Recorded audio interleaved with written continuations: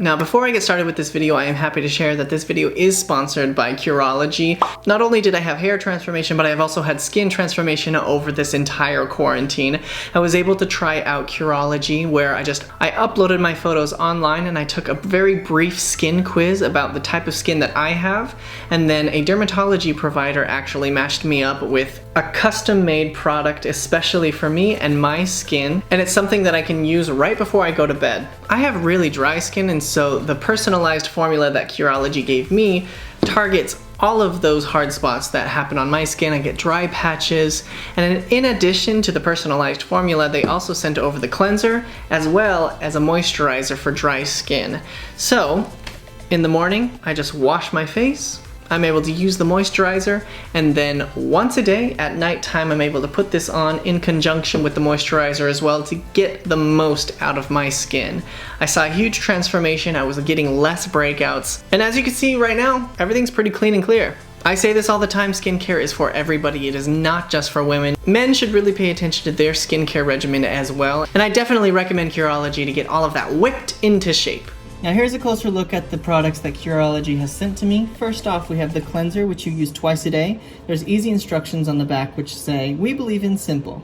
Just cleans without clogging. Use twice daily, morning and night. Gently massage on damp face, then rinse off." It has not a single fragrance in here, so it is very, very gentle onto the skin.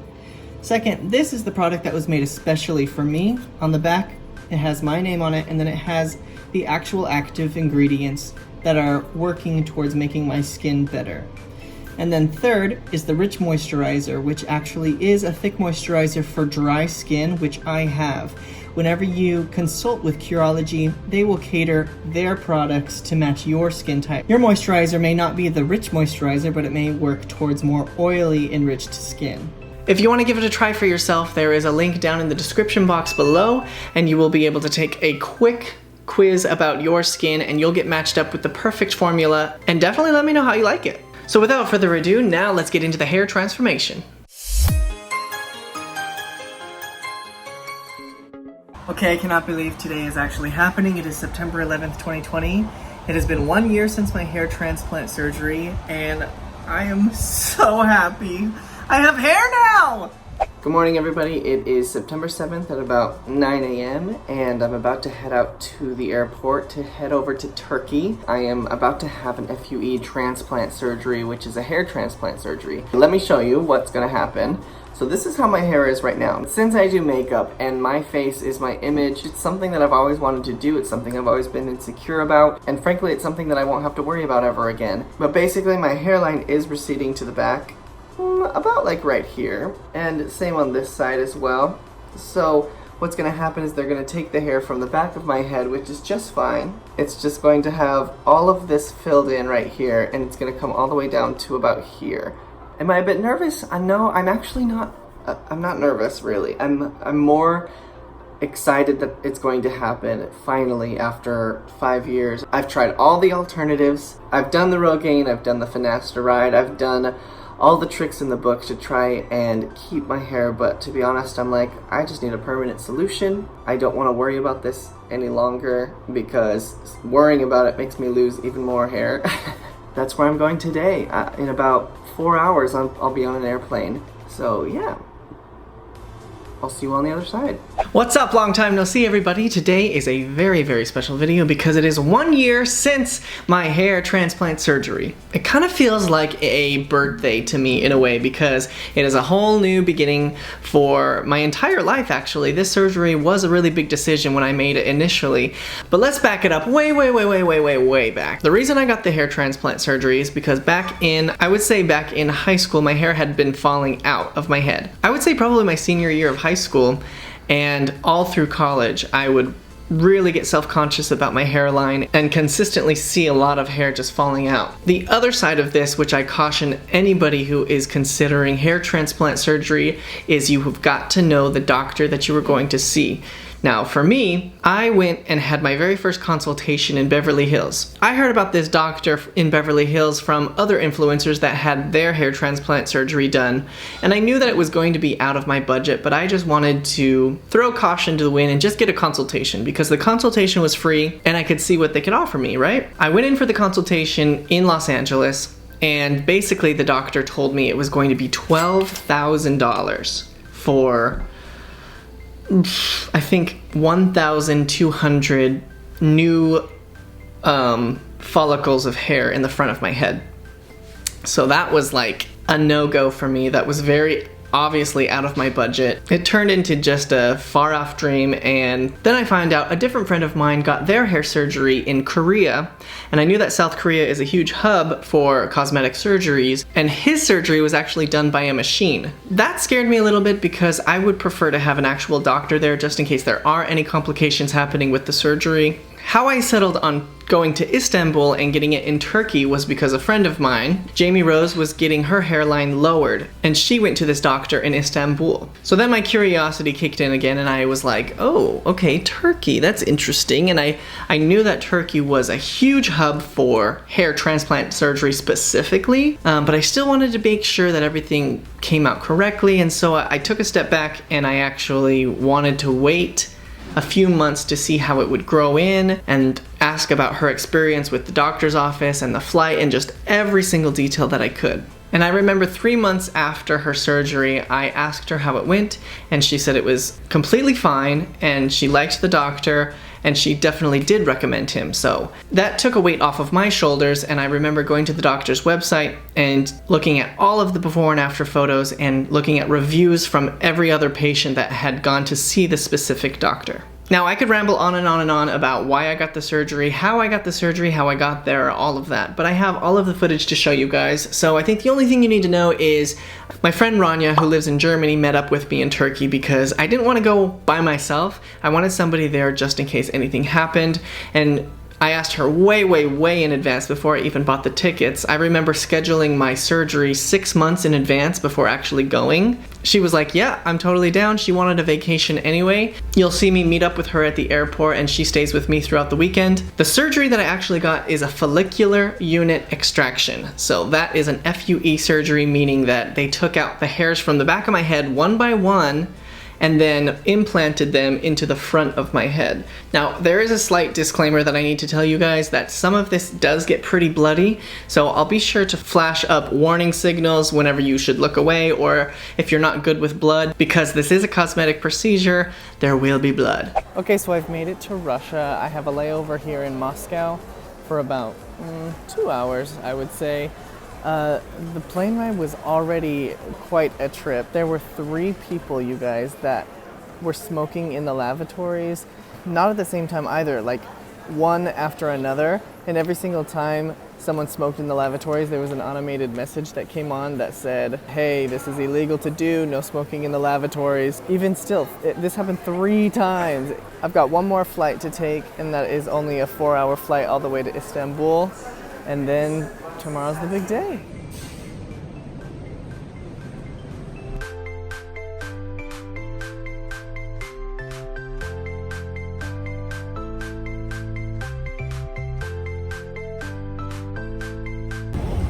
Okay, just landed in Turkey. It is about 9:30 p.m. Once I get out of the airport and meet with Rania, I'm gonna head over to the hotel and show you guys a little bit more. Hey. Hi. Who's that? 2 hours later. Okay, we made it to the hotel finally. Let me show you this. Oh, hi. What's up? There's Rania. This is our little hotel room. Yeah, obviously can't see a view because it's very late. So hopefully in the morning I'll film more, but this is it. It's all happening. So at this point, I've gotten to the hotel, I met with Rania, we ate some dinner, and tomorrow we're prepping for the actual meeting with the doctor. When I get to the doctor's office, we draw an entirely new hairline. I remember specifically, he draws like a guesstimation of where he thought I wanted my hairline to be, and it was more like up here. And I grabbed the marker from him and I was like, how about this? And I literally drew this line right here, where my new hairline actually is. I said, is that okay? And he says, it's your head, sure. So then at this point, we have to shave my entire head.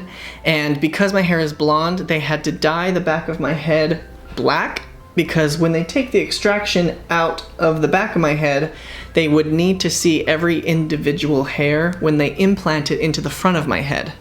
So we shave it, we dye it, and then comes the hole punching. This was so time consuming. It didn't hurt whatsoever, but it was so uncomfortable because the doctor had to punch 3,000 holes in the front of my head, which took about 2 hours.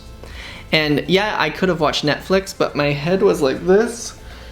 I'm laying on a bed, of course, but I still needed the chin to my chest so he can be directly on top of me and punch all the holes into my head. Then, after the holes were punched into my head, I had to flip over and get all of this hair extracted.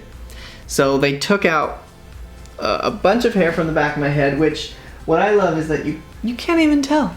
But that's where it's from. This is still all my hair. And when they took it from the back of my head, they put it in like these dishes on the side. And then there was a nurse behind me, a nurse to the left of me, and a nurse to the right of me. And every single one of them had a ring with a dish on it and tweezers, and one by one they would take the hair out of the ring and put it in my head. One by one. One nurse was working on this side, a nurse on this side, and a nurse in the front. Oh my gosh, and it took forever. It was an 8-hour procedure from start to finish, so it was completely all day long. I was on, I think, a few drugs actually. I think they put me on 3 drugs. And then of course they prescribed a few drugs to me afterward as well. We're taking an inventory of what my hair looks like right now. It's all the way back here. It's very thin throughout this part. Other side as well is thinning. But yeah, I'm very, very excited for this.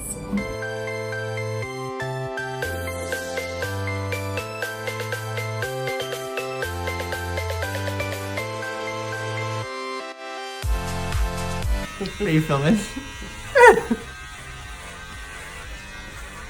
Say goodbye to your hair. I know! Goodbye. How do you feel? Great. Great. I'm very excited. You didn't take Valium yet. Oh yeah, I haven't even taken the drugs. I actually have never shaved my head except when I was like a kid, you know? Never in my life. So we need to wait like 20 minutes because you are super blonde. Fair. All right, you guys, this is what's gonna happen right now. Doctor's here. What's up? Hello. So we're about to do the local anesthesia and then we're gonna do harvesting. We dyed my hair a dark blue purple color because I'm very, very blonde. So then we are going to implant everything here and it'll take about 6 to 8 hours. So I'll see you on the other side. Are you ready? Okay, so now we are going to shave my head. I have the anesthesia on, so I can't feel anything. Ah! Oh my gosh. This is so funny. No.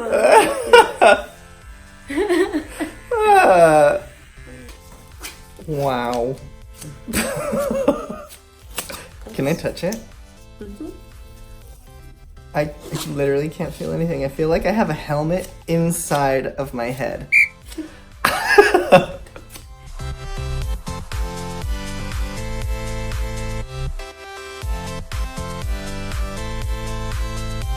We're about halfway done, and now it is lunchtime, so we've got this meal. What's up? I'm busy. She's on the phone. But yeah, they just took all of the hair from the back of my head. We're having a lunch break, and then they're gonna put it in the front of my head.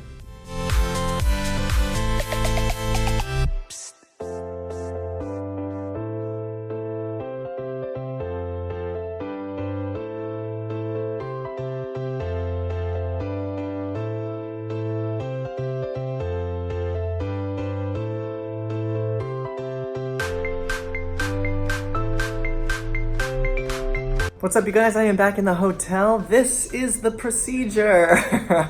It's about 10 p.m. It took definitely 8 hours to do the entire procedure, but this is my new hairline. It is dark in the front because they did dye the back of my hair, and where they took all of the hair from the back, they placed it here in the front.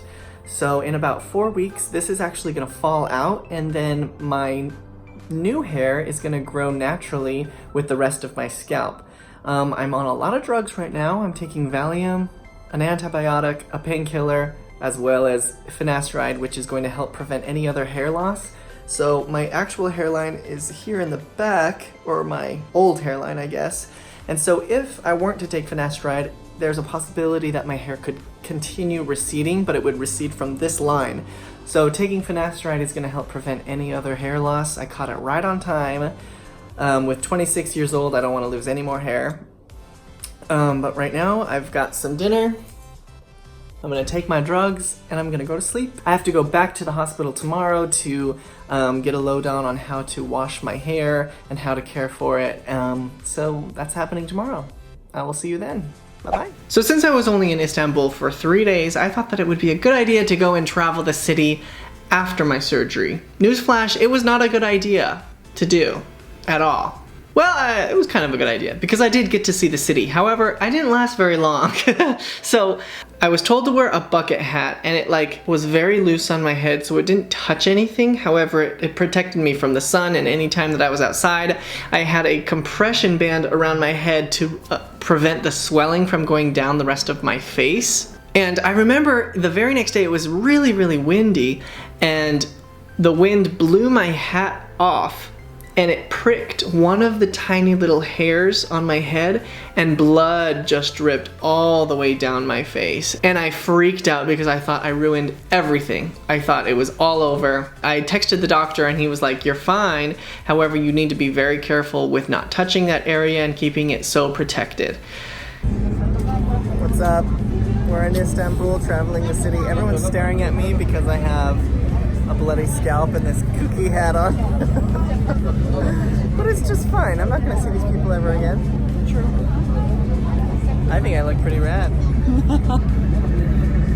So how was I gonna do that while traveling the city? People were staring at me anyway, so they did keep their distance, but I was able to see the city of Istanbul. We took a boat ride on the river that divides the European side of Istanbul and the Asian side of Istanbul. We also walked through the downtown markets. We saw a lot of mosques. We found this guy that was making pomegranate juice, just pressing pomegranate juice, which was really awesome. And we went to this restaurant that just looked over the city, and it was so, so beautiful.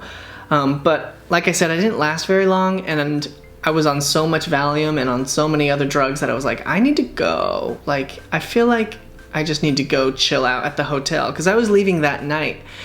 So I wanted to just rest up. Before I got back to the hotel, I stopped by a pharmacy and I purchased a year's worth of finasteride, which is a drug that you have to have a prescription here in the United States, but basically it is a preventative hair loss drug. It prevents any other hair loss to your head.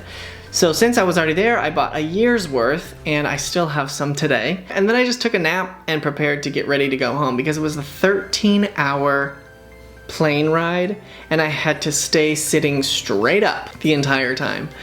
I couldn't put my head down on the tray table. I honestly just had to stay straight up watching movies the whole flight. Alright, it's about 10:30 p.m. I am leaving for the airport. My flight is at 2 a.m. Today didn't go too bad. It was actually a lot of fun. There were a few mishaps. I started bleeding here, and I think that was because I had my hat on, my giant bucket hat, and it kind of blew off and pricked this just a little bit. It didn't hurt whatsoever, but I just felt blood rushing down my head, and I'm like, oh my gosh, this is not supposed to happen, and I freaked out a little bit. I have another 4-hour layover in Russia, and then finally back to Los Angeles to just chill out for a bit, and then let this all heal. But yeah, I'm leaving right now. I'll check back in with you guys later. This is how I'm gonna be on the airplane. I love that this headband is just pushing my eyebrows down, so just making me look like a grumpy old man with holes in my head.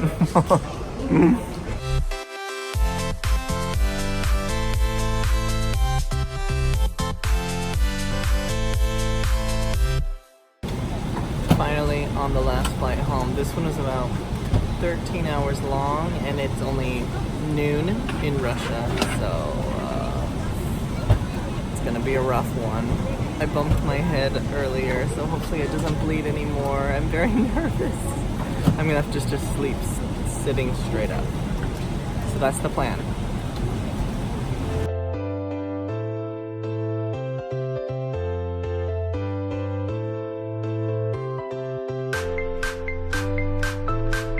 Okay, so I'm officially home. Yesterday, once I actually got home, I chilled all day long, but today is actually day 4 of my surgery. This is what it's looking like right now, and day 4, actually, I was told, is the first day that I actually can wash my head.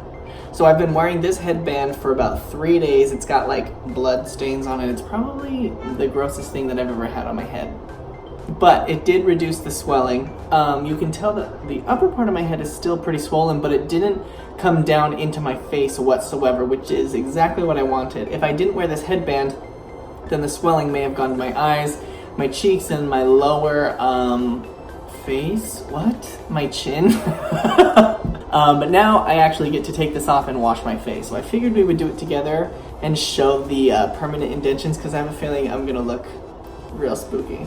So I really have to be careful not to touch this area. So I'm gonna pull it down here first. I look like Megamind! Look at this! Okay, gotta focus. Okay, let's put it. Oh my gosh, it's like attached to the back of my head because it's all dried up blood. Gross.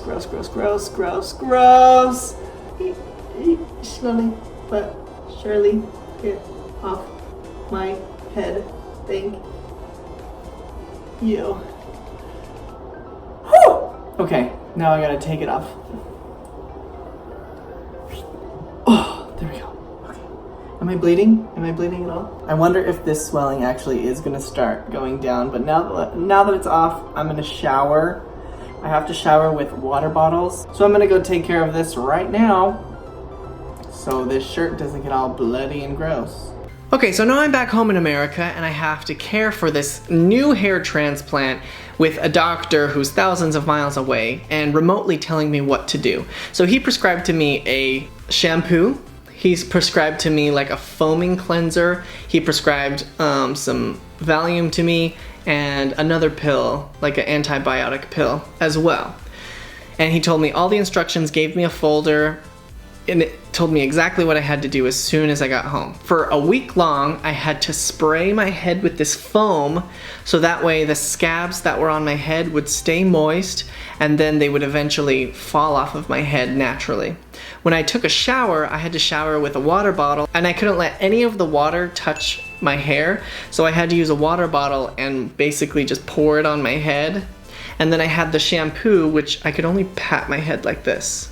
I couldn't scrub, I couldn't do anything except pat my head like this. Once the scabs actually fell off of my head, he told me, and this goes for every hair transplant surgery, is that the hairs on your head that were implanted into your scalp, they will fall out. And then the new hairs will grow out of the brand new hair follicle. So even though I knew this information, I still freaked out when I went bald once again, and I was like, I just wasted all of this money, and I was so frustrated. The doctor was like, chill out, it still has to grow, it still has to come through. Here are my 1 month photos. You can see that the scabs have fallen off and there's just red patches. I remember from this time as well, it was like the launch of Lady Gaga's new makeup line, and I was not missing that for the entire world. So I had my friend let me borrow a scarf and I tied it around my head, wore a hat, and just had an entire Boy George moment. That was kind of how I was for a lot of makeup events. Also during this time it was about Halloween, so I was doing makeup while having all of this still heal. And you can probably see in some of my Halloween videos that I'm still a mess. Like, I'm still a bald, prickly mess. I was being extra careful, being sure that I wasn't disrupting anything on the top of my head. So about 4 months into it, it's January 2020, and I remember I went to the James Corden show with one of my friends, and he called me from the audience and we had this little segment happen, and no hats were allowed, so this is the only footage that I have from 4 months. By this time, I have little tiny baby hairs growing through on my head. They're super blonde, and I was actually getting excited that stuff was actually growing. I was really excited that things were working, finally. Now, 5 months in February, I had a makeup masterclass in Utah, and I wore a hat most of the time, but I still had all of that peach fuzz growing through, which I was really excited about, but still wasn't comfortable showing people my strange like peach fuzz head. So the next month was March, and as we all know, March was the quarantine hit, and the only plus side that I can say about quarantine is that it was the awkward phase of my hair growth, and so my hair was growing all through quarantine, and I didn't have to impress anybody. I didn't have to dress up for anybody. It was just grow it out. So that was lucky. This is about 8 or 9 months into my hair transplant surgery.